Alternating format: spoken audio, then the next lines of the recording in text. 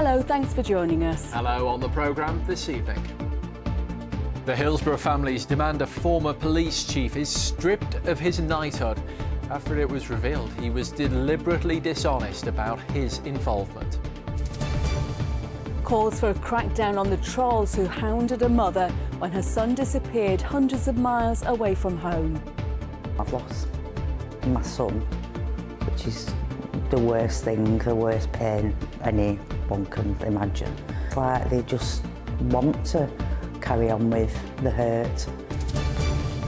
It's been a significant day in the world of rugby league. Salford Red Devils are no more, wound up in the High Court. I'll have the very latest.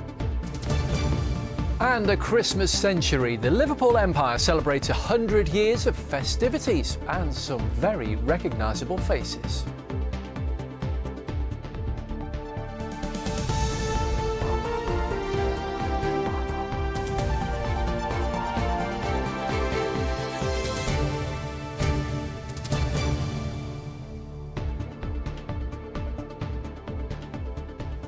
Good evening, and we start tonight with the growing calls for the former Chief Constable of Merseyside to be stripped of his knighthood for his role in the aftermath of the Hillsborough disaster. Sir Norman Bettison is one of the 12 former South Yorkshire police officers named by the Independent Office for Police Conduct after a 13-year investigation.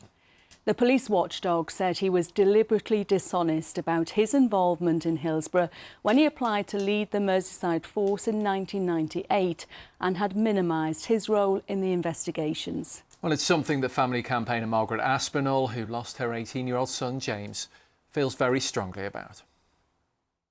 Liars should not have knighthoods. What has he got a knighthood for?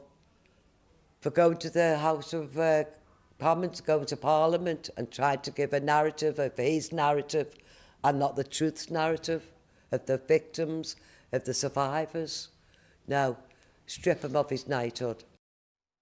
Well, we haven't heard from the retired Chief Constable since yesterday's report, but back in 2016 I asked him directly about the role that he played. The bereaved, the survivors, deserve nothing other than the full truth. Were you part of a cover-up? No. Did you try and blame the fans? No. I was involved in trying to make sense of the day, and it was a very narrow perspective. One of the things that sustains me is the fact that I can look at myself in the mirror and know that I certainly didn't do anything criminal and I didn't do anything I was ashamed of. While Ian Byrne, a Liverpool MP who was at Hillsborough, has today tabled a motion in Parliament calling for Sir Norman Bettison's knighthood to be immediately cancelled. I spoke to him a short time ago and asked him about the strength of support for the move. Well, I think you heard that loud and clear from the families yesterday and what we've seen on social media and the calls. And Andy, I was at a funeral last Friday with many friends who were at Hillsborough, and the strength of feeling there was absolutely palpable. That, you know, there's not many, if any, avenues of justice left, and removing Bettison's knighthood, certainly in light of the IOPC findings yesterday, is paramount in a lot of people's thinking at the moment. He was there, wasn't he, as a spectator on the day of the disaster, but it seems to be his minimising of his role in the investigation afterwards, which seems to be an issue. Yeah, no, absolutely, yeah. You know, when he becomes Chief Constable of Merseyside, which still sticks in the craw for so many, that he actually applied for that job and actually got it. Yeah, he was at Merseyside for 6 years, wasn't he? And I remember it was controversial at the time. Oh God, yeah, it was highly controversial. Highly controversial. You know, lots and lots of people were rightly so angry about what he did. And also that he then come into, you know, the Merseyside, well, headed Merseyside Police, and, you know, I often wonder, you know, what was his thought process in that? You know, was he laughing? Yeah, it's what we found yesterday just sort of like made it clear in my mind that, you know, that man should never have been given a knighthood. You talk about what he did. When I spoke to him 9 years ago, he said he didn't do anything criminal or anything that he was ashamed of. Yeah, I was stunned when I heard that, to be honest, but he is going to say that, and as he said, he's got to look himself in the mirror And if he can look at himself in the mirror and believe that, well, that's down to Mr. Petterson. I know who I believe. And he, like the others, have left the police service before the rules changed, meaning that he can't face any disciplinary proceedings for gross misconduct. How does that make you feel? Yeah, it's some coincidence, that, isn't it? That they were given a heads up so they could leave with the full pension and ride off into the sunset and face no elements of justice. And hopefully that won't happen again. You know, the IOPC have rectified them rules, so hopefully we won't get that happening again. But it does, you know, it makes you so angry that the people responsible for the cover-up of Hillsborough, from a peace perspective, got off scot-free. And that's one of the great injustices of Hillsborough, and that's why I think the anger will never leave people, because the people who were actually responsible for that disaster never ever faced any sort of justice. You want his knighthood cancelled. You're asking the PM for that to happen. Have you had a response to that yet? No, we wrote to the Cabinet Office yesterday, laid down an EDM as well, an early day motion, which has been signed by over 20 MPs, and I'm sure we get many others signing that. And let's hope that the government act. You know, they've acted before when knighthoods have been stripped away from people who they felt as though didn't deserve it. So let's hope that the government can act and give what the families called for yesterday. Ian Byrne, thanks for joining us. Well, moving on now, and the mother of teenager Jay Slater, who died after going missing in Tenerife in summer last year, has stepped up her bid to tackle online trolls. Debbie Duncan says introducing Jay's Law will stop grieving families being abused and upset by conspiracy theorists on social media like she was. Well, sadly, she's not the only one from our region who suffered online during a missing person search, with the families of Nicola Bully in Lancashire and Madeleine McCann in Liverpool also receiving ongoing abuse. Well, today, James' mum took her campaign to Parliament, where she met MPs, urging them to back her law. Our political correspondent, Leisha McNally, has more. Debbie Duncan has lived through every parent's waking nightmare. The phone call, the missing child, the agonising wait. But that nightmare played out in the full glare of the public eye. Every step followed as she searched for her son. I mean, it was 29 days before they found Jay, but it just felt like a lifetime. It was just agonising. You just a normal lad. Just went on holiday and he didn't come back. Jay Slater vanished after a night out with friends on holiday in Tenerife. It sparked a massive manhunt and a host of conspiracy theories about his disappearance. For 29 days, his family heard wild rumours and awful accusations, all without knowing what really happened to their boy. There were, you know, various images, obviously photoshopped images of Jay, where he was saying he's being tortured and we know where he is, and it was just so like intense, and you were looking at these people like, well, do they know? It was just awful. Just what's happened to humanity and kindness and thinking about what you're actually doing to real people. After nearly a month, Jay's body was found by a mountain rescue team. An inquest ruled the teenager had lost his footing and fallen into a ravine. At last, his loved ones could bring him home. But although the search for Jay was over, the social media storm has never abated.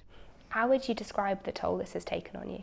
It's been really hard. You know, I'm trying to grieve and remember Jay as, you know, our child. That's been really difficult because I feel like he was like dehumanised and he was just this story. So what would you like the government to do? They can't do anything with the social media platforms. It seems to be lawless at the moment. We do need a change in the law. I mean, the damage is done for me now, but this law is about wanting to change things for future families. The government told us that those who hide behind their screens to make threats should be under no illusion. Their actions carry serious consequences. Violent threats on social media can result in up to 5 years in prison. They added, the Online Safety Act introduces clear duties on platforms to tackle illegal content, including false and misleading information that can cause real-world harm. But Debbie feels more needs to be done. Today, she brought her campaign to Parliament, urging politicians to pass a new law to tackle online trolls and force social media companies to remove misinformation targeting bereaved families. She's being backed by her local MP. If people stood on their doorsteps and shouted these things through their front door, the police would come and take them away. If journalists tried to tell these stories that are baseless of any fact, they again would be held by Ofcom and would not be allowed to pursue that. And yet people are allowed to do that online, and there is no end in sight for these families. That's got to stop. Debbie has launched an online petition and is urging others to share their views as she works to make the online world a better place in memory of her child. Leisha McNally, ITV News, Westminster. To more news now, and an e-bike rider has died and 2 people have been seriously injured in a crash in North Manchester. A 61-year-old man died in the collision on Rochdale Road last night. 2 pedestrians aged 48 and 50 were taken to hospital to be treated for minor injuries. A man has died after a house fire in Oldham. The blaze broke out around 5:30 this morning on Marches Close in Royton. A man's body was discovered inside the bungalow. And several children have been injured after a bus hit a bridge in the village of Coppell in Chorley. The double-decker bus crashed into a low bridge on Spenmore Road at lunchtime, with a section of its roof being ripped off. It's thought a number of children suffered minor injuries. Well, next to the end of an era in the world of rugby league as Salford Red Devils have been wound up in court. Yes, the club, which is 152 years old, will disappear from the sporting landscape after failing to settle its debts. Our sports correspondent Mike Hall is live for us at the Salford Community Stadium tonight. And Mike, a sad day for rugby and for Salford supporters. Yeah, that's right, Andy. An upsetting day for everybody connected with this great club. 152 years of history ended in a 60-second court hearing. Salford Red Devils were back at the High Court today over a winding up petition issued by HMRC earlier this year, all over an unpaid tax bill of around £700,000. Now, there were assurances, repeated assurances from the club's ownership group that that money would be made available, but ultimately it didn't materialise and the club was ordered to be liquidated with debts of around £4 million. Its membership of the Rugby Football League terminated. Well, Shirley Bradshaw is alongside me. She is the chairperson of the Salford Supporters Trust, a supporter of this club for 60 years. Shirley, such a sad day. Thank you for joining us. What is your reaction to what's happened today? I'm absolutely devastated. It's biggest part of my life is Salford Rugby League. I've watched them, like you say, for over 60 years. All my family have as well. I don't know what I'm going to do. It's the mainstay of my life, and I'm so disappointed and devastated with the owner group, what they promised and haven't delivered on. But now, hopefully, on the other side of the coin, now we've been liquidated, we know where we're going and we know what we've got to do, and we'll come back. It has been such a difficult season, hasn't it? We saw fans protesting not long ago about the financial crisis here. There was a mass exodus of players. The club ultimately lost its place in Super League, and now today. And yet, is it fair to say that you stand here now, you seem a bit relieved that it's all over? Yes, we are relieved. Majority of the fans are. We've waited all year for this to happen, and now hopefully we can get a Phoenix club going and get going again. And if these come forward, the consortiums that are standing by, hopefully. Well, we know that there are 3 consortiums that are trying to get a new club off the ground. One of them is led by the club's former chief executive, Chris Irwin. He's released a statement tonight. He says he's trying everything he can to make sure there is a club in 2026 in Salford. How optimistic are you about that? I'm very optimistic, and I know Chris Irwin very well, and it will happen. If Chris says it'll happen with whoever. But we will come back. And the other consortium, they're a group of former, well, they're all fans. There's past players. They've been sponsors at the club, and they've got together, and along with Chris Irwin, as another consortium, hopefully one of them will be successful getting the licence from the RFL. Well, we'll keep our fingers crossed on that. But at the end of the day, this is a very sad day, the end of an era. What are your reflections on 150 years? Because there were some good times here, weren't there? This is a club that won plenty back in the day. Yeah. I mean, I was unfortunate to just miss out on the '69 Cup final, but then We went to that fantastic game at Wigan in the semi-final for the grand final. Following year, we was in the Challenge Cup, but unfortunately, COVID spoilt all that for us. But like I say, we've been playing some fantastic rugby over the last 6 or 7 years. And we just thought, this time last year, we thought we was in for another season like that. They came in with lots of plans that have never materialised and left all the fans in this position. Shirley, very difficult day. Thank you so much for coming to talk to us tonight. So there we are, the end of Salford Red Devils, but not necessarily the end of rugby league in this city. An important few days and weeks ahead. Back to the studio. Yeah, let's hope some good comes from it, Mike. Thank you. There's lots still to come on the programme this evening, including Liverpool's Empire Theatre celebrating 100 years of Christmas shows. And it's been nice to see some sunshine across the region today. Pretty unsettled for the rest of the week. I'll have the details shortly. Now to health issues and the crucial need for more diversity and medical research. Yes, for years, ethnic minority communities have been underrepresented in clinical trials, leading to what experts are calling staggering failures in diagnosis and delayed treatments. Even though it's this very community that are more likely to develop certain cancers, which tend to be more aggressive. Well, our reporter Tasha Kachiri met some of those who hope for change. When Maurice was diagnosed with prostate cancer, he was initially told he was too young to have it. Basically felt like a bit like a death sentence, to be truthfully honest, because obviously once you hear the word cancer, being blessed with beautiful kids, it was a case of, ooh, am I going to be around for them? You know, Dad's supposed to be a superhero and Dad's not supposed to get ill and Dad's always supposed to be there. He's one of the many black men who are twice as likely to get prostate cancer, often at a younger age and in a more aggressive form than other groups. Maurice had limited treatment options because of how aggressive his cancer was.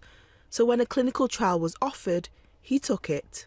I jumped at the opportunity because I'm thinking, well, if there's an opportunity to keep me alive, I'm going to take it. It gave me more hope. It gave my kids hope. It gave my family hope. It gave everybody who loves and supports me hope. Black people are underrepresented in UK clinical trials. Marcella, who runs Can Survive UK, wants to change that after her father was misdiagnosed and she lost both parents to late-stage cancer. She now campaigns for greater participation in clinical research for members of the black community.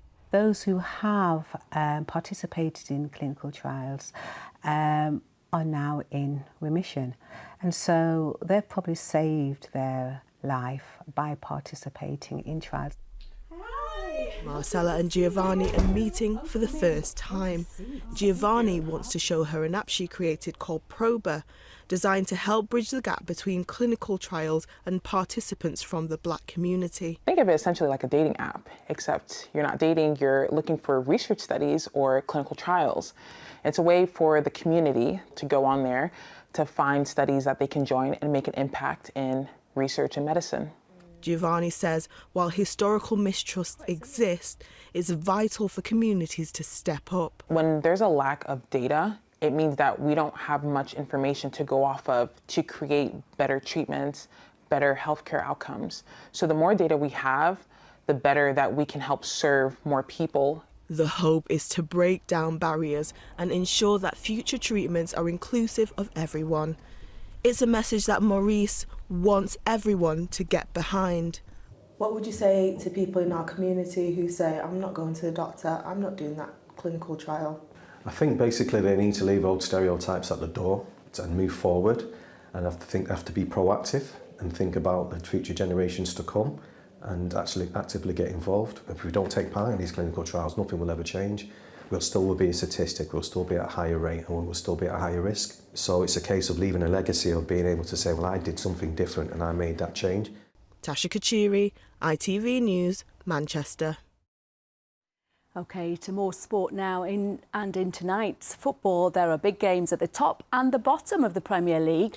Liverpool take on Sunderland at Anfield. Boosted by a win at West Ham on Sunday, another back-to-back victory would see them start to climb the table, while Burnley have the chance to climb out of the relegation zone. They're at home to Crystal Palace, hoping for just their 4th win of the season. The nearly ain't quite enough, and that's going to have to change. The positives are it is nearly. And the positives are we are competitive. The positives are that we've been in a lot of games and got some good results. But the facts are as well, there's a certain element that we need to fix, and we need to make that nearly into it's happening. It was a special night for Erling Haaland, who's broken Alan Shearer's record. He is now the quickest player ever to score 100 Premier League goals. But another frustrating night for Blackburn Rovers, who for the second time in the space of 3 days conceded a last-minute equaliser. They were on course for a much-needed win in the Championship at home to Ipswich. This was a replayed game after the original fixture in September was abandoned because of a waterlogged pitch, with Rovers winning at the time. But they had to settle for a 1-1 score last night. Wigan Athletic had a better night. Their 1-0 win against Burton Albion takes them into the top half of League One. And finally tonight, it can be an important part of Christmas for many families. Yes, a trip to the panto or a show. Oh, no, it's not. No, it's And that's extra special for the Liverpool Empire Theatre, which is celebrating 100 years of Christmas shows. Even the air raids during the Second World War didn't stop them. Our correspondent Vicky Grimes reports on why the Empire loves Christmas. And a warning her report contains...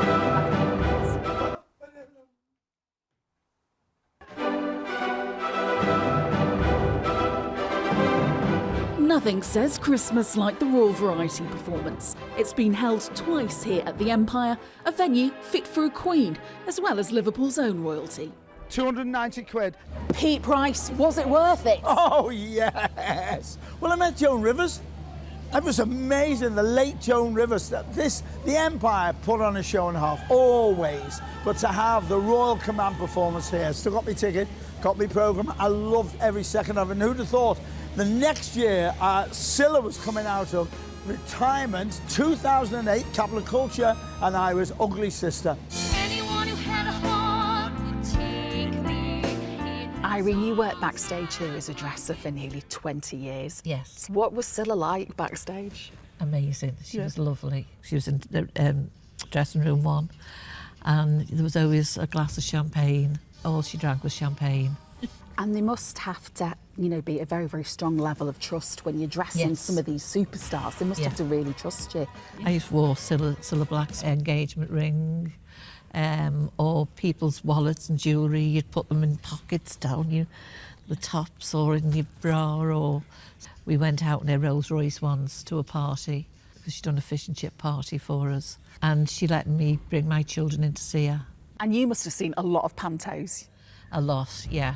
Les Dawson. Oh, go on, tell us about Les Dawson. He was so funny. And he used to sit with his undies on.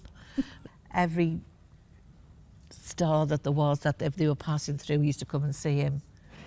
Well, you can't help but feel Christmassy by the Empire Theatre with the markets just across the road, and nearly every family in Liverpool will have a special memory attached to the festive period right here at this theatre. And this year it's no different. They've got another incredible show. Rebecca, you're playing Mrs. Wormwood in Matilda, which is the role, so much fun. How is it to be part of the 100th Christmas at the Empire celebration? Yeah, amazing. And it's the 15th anniversary of Royal Shakespeare's Matilda musical as well. So they're not quiet audiences here in Liverpool, are they? No, they're not quiet. No, it's all right. I mean, my family are northern, so I'm so totally there. Yeah. What is it about the Empire that is so special at Christmas? Because generation upon generation have been here, haven't they, to watch shows with the families, with the parents, and now they bring their own kids and their grandkids, don't they? Well, I think after 100 years, the people of Liverpool have treated it as the place to go at Christmas. We've attracted these big stars from America, Henry Winkler, or known as the Fonz, Pamela Anderson, and Mr. T, taking the staff out to bowling and letting the kids try on his gold chains. It's been an amazing year. We've had some wonderful productions, but Matilda to finish the year off is superb and very exciting. Oh, and what an amazing year they have had, and what an amazing show to finish with, Matilda. And there's a lot of people that are very excited about this show tonight. Hello, ladies. I'm not surprised to see you standing by the cakes. Are you excited for the show, Hannah? Yeah. What are you most excited about? Like seeing Matilda, the free Trunchbull. And the Trunchbull's really scary. Do you like the Trunchbull? Oh no, nobody likes Miss Trunchbull. And so what do you think you're doing here then, girls? Are you going to try and sneak off with some of these then, do you think, for later? Go on then, you better hat. You're going to go in. And can you get one for me, Hannah? Will you get me one as well? Don't forget. So these guys are all excited for Matilda, and so is Philip McGuinness from Go Edge. He's here as well. Hello. You're incredibly tall. I hadn't realised how tall you are. 6'4". 6'4". Door frame tall. Should have put my heels on. Sorry. You came to the Empire Theatre, didn't you, from when you were little, especially at Christmas as well. Why is it so special, Philip? Well, I became an actor because I remember seeing Blood Brothers many, many, many years ago. And one of the actors, Sean Jones, seemed larger than life on stage. And I realised what it was stage presence. And since then, I've come to the Empire for years. And I think it's so important. And I'm an Evertonian, obviously the legacy of Bill Kenwright, so very important. Well, it's important, isn't it? Bill did so much, didn't he, for this theatre as well. So, yeah, we're very, very lucky to have it here in Liverpool. Have you ever played here? Have you started here yet? Not yet. So I keep hanging about hoping they're going to give me a job. So yeah, I do as well. I keep hanging about hoping they're going to give me a job. Like, well, I'll just do front of house. I'll do the ice cream lady. Okay, Lovely to see you, Phil. Thanks very much indeed. Right, so they're having this lovely party here tonight. I'm going to try and make my way through to the bar and get a drink. What do you have to do to get a drink round here? Max, what do I have to do to get a drink round here? You have to pay. Oh, thank you very much indeed. It's Max, front of house. Been here a long time, Max. Are you excited for Christmas? Very excited. I've been very good this year. Oh, I don't believe that. I don't believe that for a second. Nice to see you. And who have we got over here? Here we go. We've got Irene, who you met in the report before. Irene. Hello there. It's lovely to see you. You've got Amanda, your daughter, with you, and Paige, your granddaughter. Yeah, this is Paige. Did she tell you all the stories about Les Dawson? Oh gosh, lots of stories. I remember when I was about 10 and I was invited into his dressing room and he was sitting there with just his underpants on. Oh goodness me, oh dear, oh dear, oh dear. Well, you already said that, didn't you? It was a good laugh. It's lovely to see you. You are the Queen of the Empire tonight, Irene. Great to have you on. Thank you so much and enjoy the show. Back to you. Thanks, Vicky. Great to see everyone dressed up for the show. Yeah, brilliant. I've seen many a good show there as well at the Lots Empire. of sparkles. Yeah. Time now for the weather. Here's Joe. Mum, wet wipes, toilet or bin? Bin. Why? United Utilities sponsors ITV Granada weather. Thank you. Very good evening to you. Lots of unsettled weather ahead over the next few days. There'll be a bit of sunshine to look forward to. We saw some today, but during tomorrow morning a spell of rain will move through, after which a colder feel for a couple of days. Into the weekend, temperatures will lift once more, but it's expected to be very unsettled with spells of rain. A front will be moving in from the southwest, associated with low pressure, bringing with it some rather gusty winds by the end of tonight for the first part of tomorrow, generating rain for northwest England and the Isle of Man. Improving, a brief ridge of high pressure, giving us a fine night tomorrow night and start to Friday before more low pressure moves in to end the week. Back to this evening's details, and out in the west, outbreaks of showery rain for the Isle of Man, but for many places, a relatively dry and quiet few hours ahead, with hill fog on Transpennine routes before tomorrow morning. Pretty gusty winds picking up, I would have thought, especially for those exposed western coasts by the end of tonight. And temperature-wise, it's not particularly chilly, perhaps 4 or 5 Celsius, but rising as that cloud thickens up and rain makes its approach by dawn. On to tomorrow. The sun will be up at 9 minutes past 8, setting at 3:52 tomorrow afternoon. For all of us, tomorrow will start on a rather grey note. There'll be hill fog, as I mentioned before, on higher ground on those Transpennine routes through the rush hour. Outbreaks of rain through the morning. Significantly brighter after lunchtime, but feeling fresher, and showers will move in behind that rain band. Some of these could be perhaps heavy with a bit of hail in the mix. It will feel chilly, but winds ease down through the day. Cleaned up well. United Utilities sponsors ITV Granada weather. And that's just about it for Granada Reports this evening. And Vicky got us in the mood for a show, didn't she? Oh, she did, yeah. Some big stars there, weren't there? Pamela Anderson, Mr. T, the Fonz. Scylla. I remember interviewing Scylla and she told me at that stage she didn't even sing in the shower anymore, but she was really good. Thank you for watching. Good night. Good night.